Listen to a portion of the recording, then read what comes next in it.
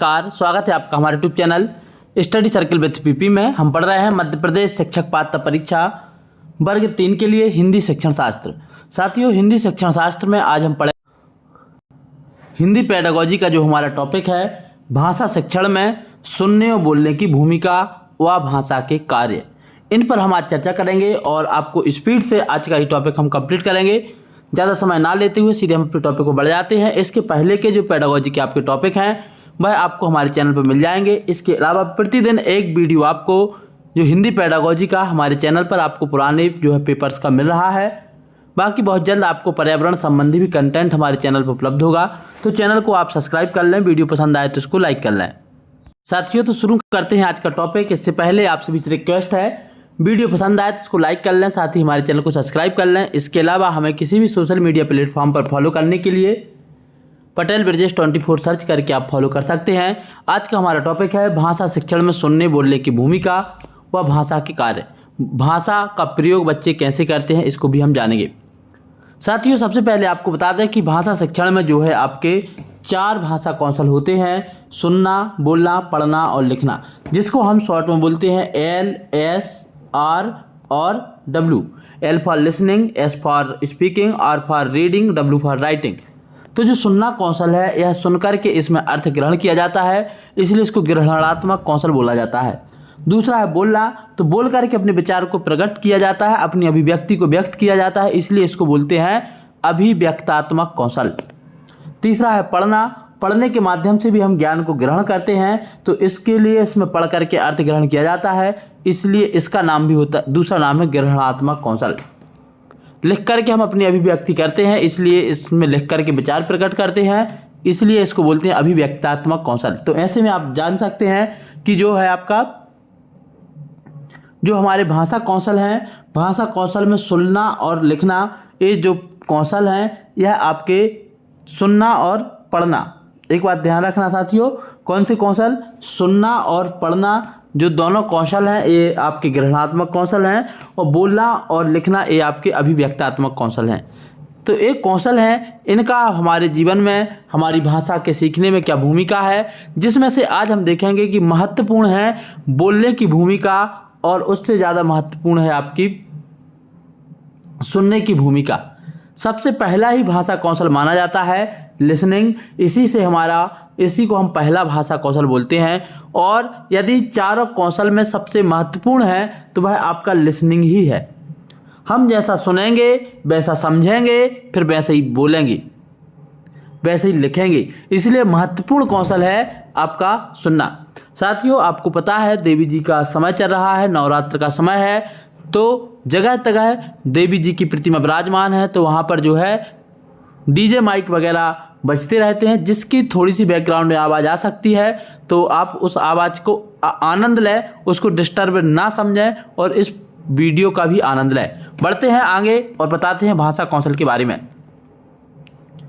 साथियों, हम जानते हैं कि भाषा के माध्यम से मानव जीवन अर्थपूर्ण हुआ है। यदि भाषा नहीं होती तो हम मानव जीवन को समझ ही नहीं पाते। भाषा मानव जीवन को सरल से सहज बनाने में महत्वपूर्ण भूमिका है। भाषा के माध्यम से व्यक्ति अपने विचार और भाव प्रकट कर सकता है। मानव ईश्वर की बनाई हुई अन्य रचनाओं में से श्रेष्ठ इसीलिए है क्योंकि उसे भाषा कौशल का ज्ञान है।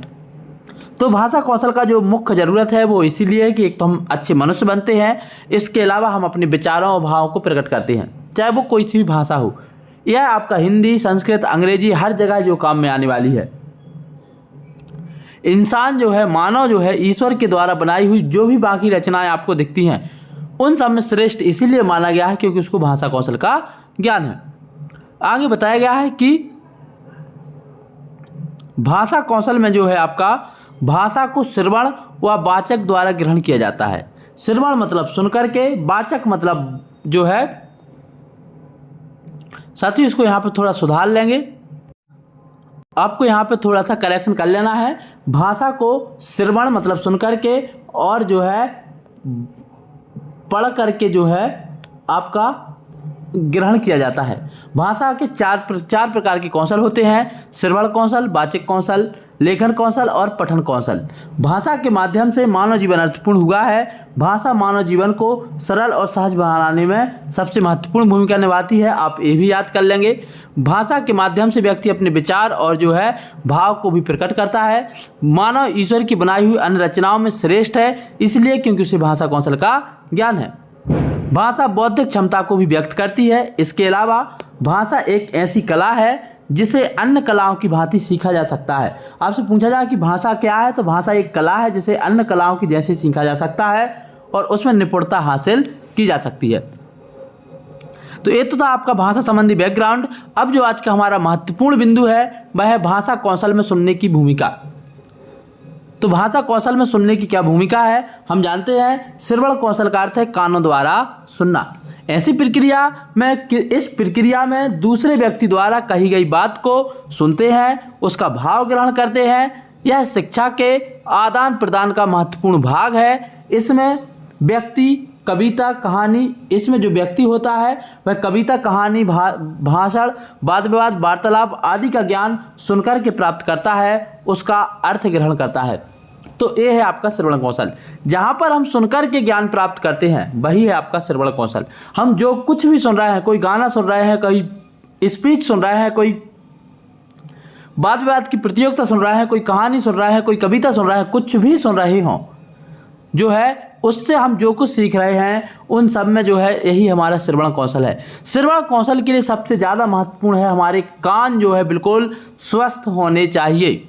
इसमें कुछ महत्वपूर्ण बिंदु हैं जो हम याद रखेंगे। नंबर 1, यदि हमारी श्रवण इंद्रियां में दोष है, मतलब हमारे कानों में यदि दोष है, तो वह ना तो भाषा सीख सकता है ना ही अपने मनोभाव को व्यक्त कर सकता है। यदि कोई व्यक्ति ऐसा है जिसकी श्रवण इंद्रियों में दोष है तो वह भाषा को उतनी अच्छे तरीके से नहीं सीख सकता, ना ही अपने भाव को व्यक्त कर सकता है।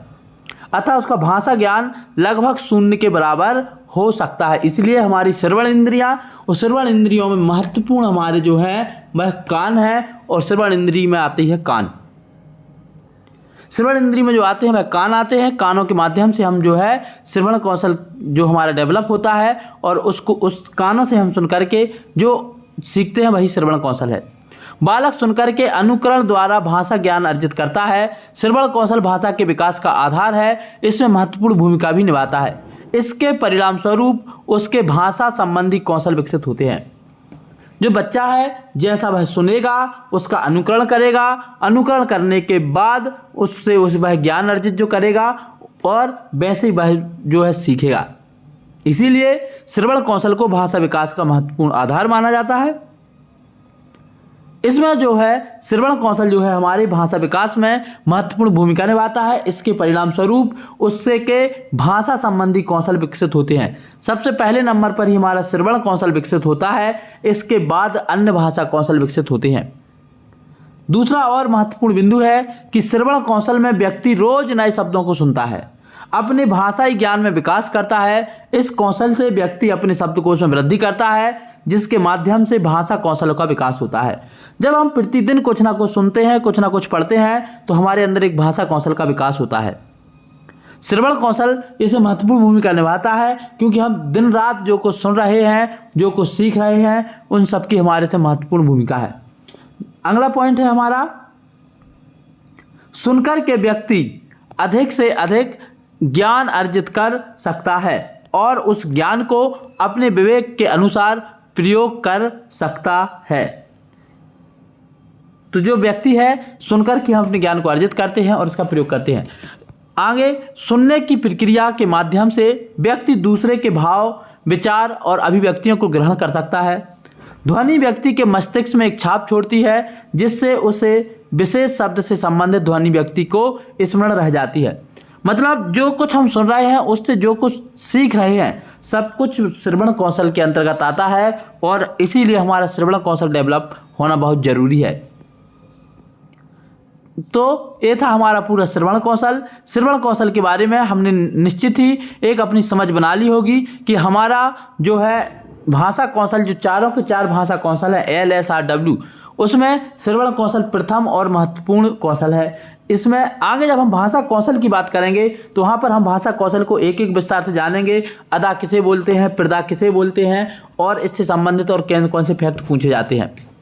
ये तो हमने केवल ये देखा कि श्रवण कौशल की क्या क्या भूमिका है। तो श्रवण कौशल की यही भूमिका है कि एक तो हमारा भाषाई विकास होता है, सुनकर के हमारे शब्दकोश का विकास होता है, सुनकर के हम भाषा को सीखते हैं तो उससे फिर हम जो है अभिव्यक्त कर पाते हैं, तो हमारी अभिव्यक्ति कौशल का विकास होता है। और श्रवण कौशल जो है आपका ग्रहणात्मक कौशल के अंतर्गत आता है। अब हम आ जाते हैं अपने वाचन कौशल पर। जो हमारा अगला कौशल है वह है आपका वाचन कौशल। वाचन कौशल की भी जो है क्या भूमिका है भाषा सीखने में, हम इसको जानेंगे। भाषा कौशल में बोलने की भूमिका, बोलकर व्यक्ति अपनी अभिव्यक्ति और अपने मनोभाव को प्रकट करता है। इस प्रक्रिया में व्यक्ति बोलकर लोगों से संवाद स्थापित करता है, साथ ही संचार की प्रक्रिया पूर्ण होती है। वाचक कौशल में निपुणता से छात्र में आत्मविश्वास उत्पन्न होता है, इसलिए शिक्षण और बच्चे के संपूर्ण विकास के लिए यह अत्यंत आवश्यक है।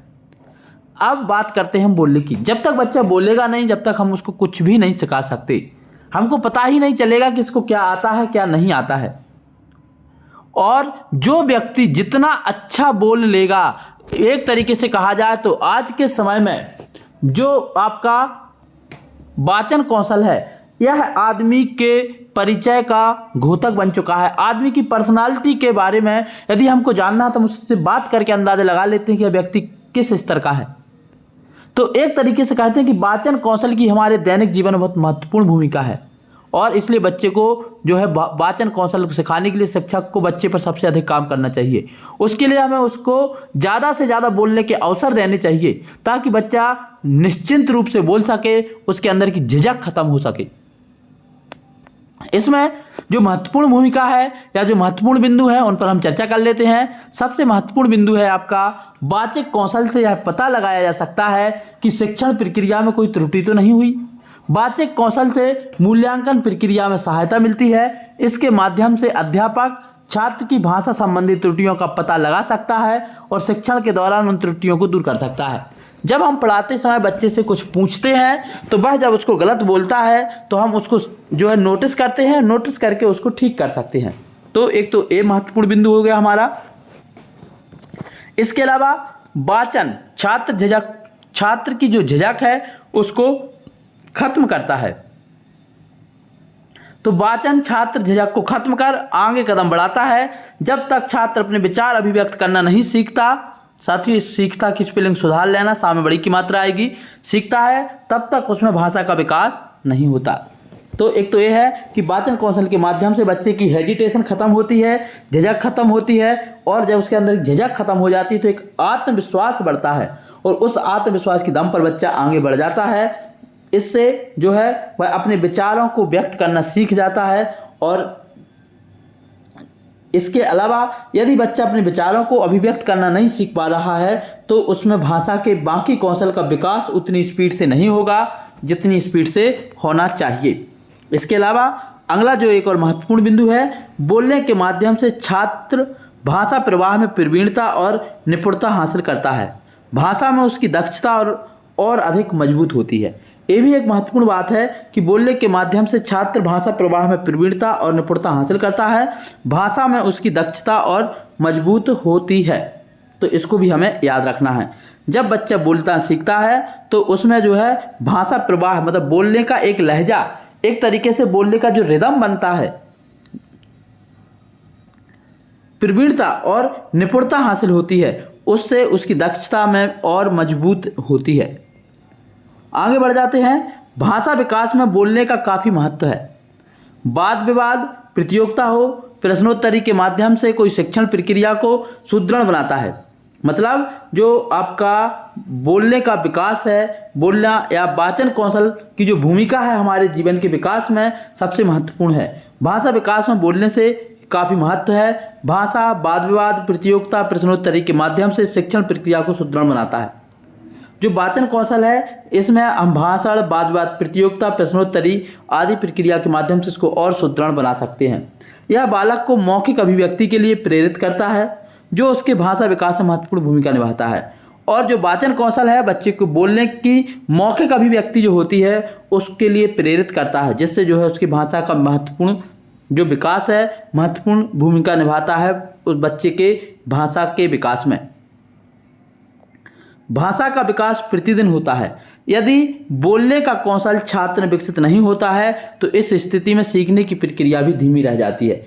यदि बच्चा बोलना नहीं सीख पा रहा है तो उसकी सीखने की जो प्रक्रिया है वह भी धीमी रह जाएगी। तो ये जो महत्वपूर्ण भूमिका है यह भूमिका है आपकी वाचन कौशल की।